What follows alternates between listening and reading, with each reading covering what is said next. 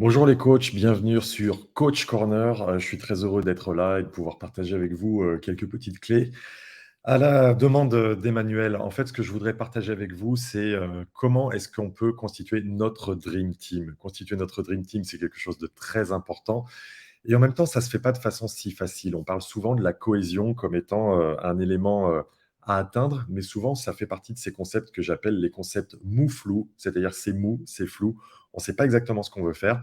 Et j'aime l'idée d'essayer de mettre un petit peu de structure sur ces sujets-là. Et donc, pour avoir une équipe qui soit engagée et surtout maintenir le niveau d'engagement, j'aime l'idée qu'on pense DREAM, l'acronyme DREAM, D-R-E-A-M, derrière lequel on va à chaque fois mettre une idée forte. La première direction, c'est le cas de le dire, pour la première lettre qui est le D, c'est de dire que les membres de notre équipe ont besoin d'avoir de la direction, savoir dans quel sens on va. C'est important de leur donner du sens, savoir pourquoi on va se projeter ensemble, collectivement, dans une direction, mais comment on veut les emmener également individuellement dans une direction. Ça, c'est pour le D. Ensuite, la deuxième lettre, ça va être le R.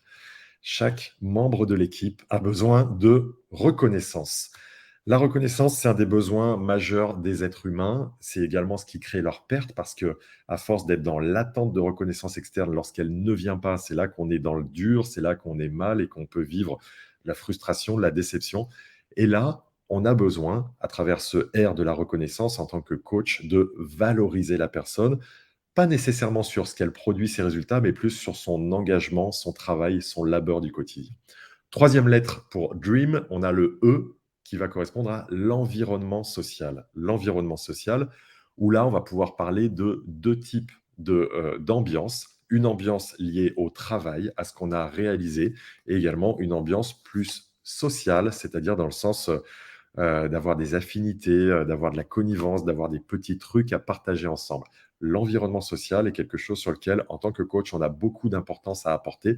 Est-ce qu'on va être en mode se glisser des pots de banane? Est-ce qu'on va être à se soutenir quand on est dans une équipe? Et c'est toute la difficulté quand on est joueur ou joueuse, c'est qu'on doit bagarrer toute la semaine dans l'adversité et que nos coéquipiers, coéquipières la semaine sont des concurrents et que on doit justement arriver à être très solidaire le jour du match.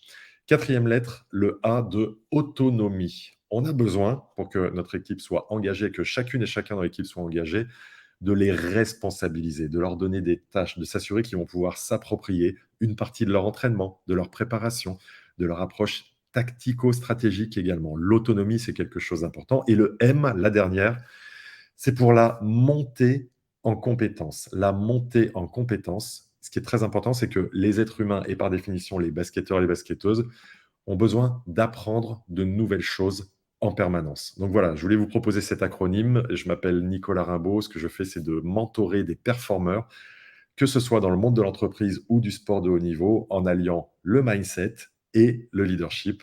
Merci de m'avoir écouté et merci à Coach Corner.